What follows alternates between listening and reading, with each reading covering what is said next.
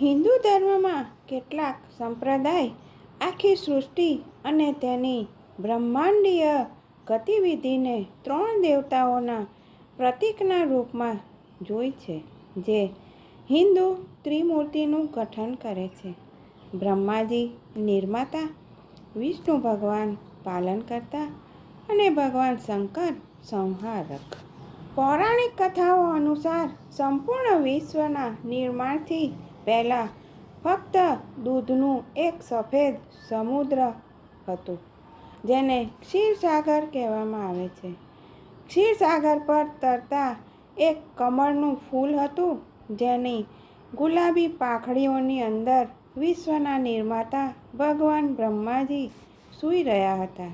જ્યારે ભગવાન બ્રહ્માજી સૂતા હતા ત્યારે કંઈ પણ ન હતું, પરંતુ તે વખતે ન તો પૃથ્વી હતી, ન તો આકાશ હતું, કે પ્રકાશ પણ ન હતો અને અંધકાર હતું. સારું ખરાબ, મનુષ્ય પશુ કંઈ જ હતું નહીં. બ્રહ્માંડમાં કશું જ હાજર ન હતું. એકદમ શાંતિ. ક્ષીરસાગરના સિવાય કશું પણ હતું નહીં. જય શ્રી કૃષ્ણ મિત્રો, સ્વાગત છે તમારું મારી ચેનલ સ્નેહ સાગરમાં. જો આ ભગવાન બ્રહ્માજી દ્વારા બનાવેલી આ સૃષ્ટિની અદ્ભુત પૌરાણિક કથા આપ સર્વને પસંદ આવે તો લાઈક, શેર અને સબસ્ક્રાઈબ કરશો.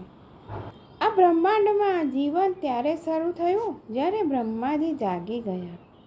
કંઈ કેટલાય હજારો વર્ષ પહેલાં એક અનંત કાળ વીતી ગયો, પરંતુ જ્યારે અચાનક ક્ષીરસાગરની લહેરો કાપવા લાગી ત્યારે બ્રહ્માજીએ આંખો ખોલી. એમણે પોતાની ચારે તરફ જોયું તો કશું દેખાયું નહીં. ફક્ત ખાલી ખાલી અને એકલાપણું મહેસૂસ કરવા લાગ્યા. તેમની આંખોમાંથી મોટા મોટા આંસુ છલકી પડ્યા. જ્યારે તે આંસુ ક્ષીરસાગરમાં પડ્યા ત્યારે તેમણે પૃથ્વીનું રૂપ ધારણ કરી લીધું અને જે આંસુઓથી બ્રહ્માજીને લૂછી કાઢ્યા તેનાથી વાયુ અને આકાશ બની ગયા. પછી તેઓ ઊભા થયા અને પોતાને ખેંચવા લાગ્યા.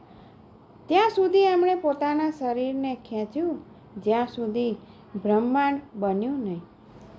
પોતાની ડાબી તરફ આકાશમાં સૂર્ય, ચંદ્રમા અને તારાઓનું નિર્માણ કર્યું અને આમ તેમ સ્વયંને ફેલાવ્યું તો એક શુષ્ક મોસમ અને એક તૂફાની મોસમ, આગ, હવા અને વરસાદનું નિર્માણ કર્યું. અને પછીથી તેઓ દેવતાઓને બનાવ્યા. સૌથી પહેલાં તેમણે પ્રકાશના દેવતાની રચના કરી, જે સુંદરતા અને પોતાની અચ્છાઈથી સુસજ્જિત હતા. તેમના દોસ્ત દેવદૂત, સંત, પરી અને અપ્સરા હતા. પછી તેઓએ અસુરોને અંધકારના દેવતાઓની રચના કરી. તેમના મિત્રો હતા ભૂત, દાનવ અને નાગ.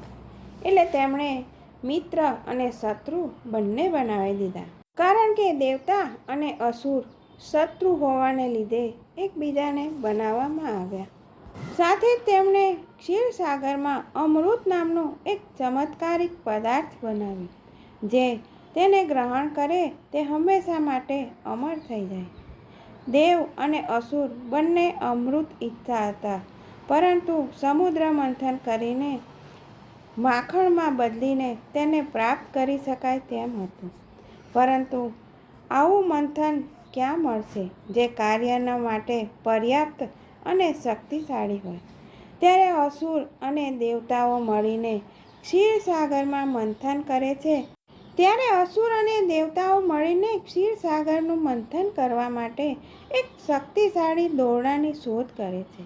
દેવો એક દિશામાં જઈને મંદરા નામના પર્વતને જોઈ છે, જે સમુદ્રમાંથી બહાર નીકળી રહ્યો હતો.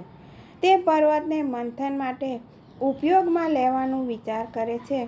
અસુરોની સહાયતા કરવા માટે વિચાર કર્યા પછી અસુરો સહાયતા કરે છે, પરંતુ પર્વત એટલો વિશાળ હતો કે કંઈ કેટલાય દેવ અને અસુર થાકી ગયા અને કેટલાયનો જીવ પણ ગયો. આ દ્રશ્ય જોઈને ભગવાન વિષ્ણુ સહાયતા કરવાનો વિચાર કરે છે અને ક્ષીરસાગરના વચ્ચે પર્વતને રાખે છે. અને મંથન માટે જે દોરડાના રૂપમાં તેઓ વાસુકી નાગનો ઉપયોગ કરે છે. અસુરોને સર્પના માથાની બાજુ અને દેવોને પૂંછડી પકડાવે છે અને મંથનનો આરંભ કરે છે. કેટલાય વર્ષો બાદ સૌથી પહેલાં મંથનમાંથી ભયંકર વિષ નીકળ્યું. આ વિષમાં સંપૂર્ણ વિશ્વને સમાપ્ત કરવાની શક્તિ મોજૂદ હતી. એટલે ભગવાન શંકર દ્વારા આ વિષનું સેવન કરવામાં આવ્યું અને દેવી પાર્વતીએ આ વિષને ભગવાન શિવના કંઠમાં રોકી લીધું. આના બાદ અન્ય કેટલાય વર્ષોની કઠોર મંથન બાદ ક્ષીરસાગરમાંથી કંઈ અદ્ભુત વસ્તુ નીકળવા લાગી, જેને દેવો અને અસુરોમાં સમાન રૂપમાં વહેંચવામાં આવી. પરંતુ જ્યારે અમૃત નીકળ્યું ત્યારે બંને પક્ષોમાં તીખી નોકઝોક થવા લાગી. ત્યારે જ એક રાક્ષસ દેવતાઓ પાસેથી અમૃત ભરેલો પ્યાલો છીનવી લે છે અને અમૃતના કેટલાક ટીપાં પોતાના મોંમાં નાખે છે. પરંતુ બ્રહ્માજી અસુરોને અમર નહોતા થવા દેવા માગતા, એટલે ભગવાન વિષ્ણુએ તરત જ તેમનું ગળું કાપી નાખ્યું.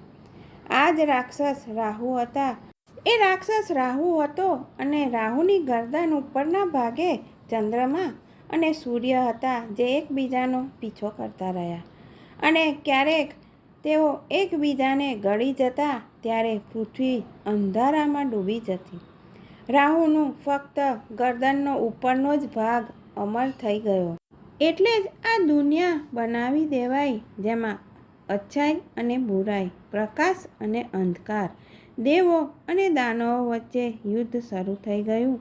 અને ક્યાં સુધી એ યુદ્ધ ચાલતું ગયું, જ્યાં સુધી ભગવાન થાકી ન ગયા અને એકવાર ફરી તેઓ પોતાની આંખો બંધ કરી લેશે ત્યારે આ બ્રહ્માંડનું અસ્તિત્વ સમાપ્ત થઈ જશે અને તે વખતે ફક્ત ક્ષીરસાગર અને એક કમળનું ફૂલ અને તેઓ પોતાની ગાઢ નિંદ્રામાં સૃષ્ટિના ભગવાનના સિવાય બીજું કશું જ સૃષ્ટિ પર નહીં બચે. જય શ્રી કૃષ્ણ મિત્રો, ફરી મળીશું આવી અદ્ભુત પૌરાણિક અને રહસ્યમય વાતો સાથે.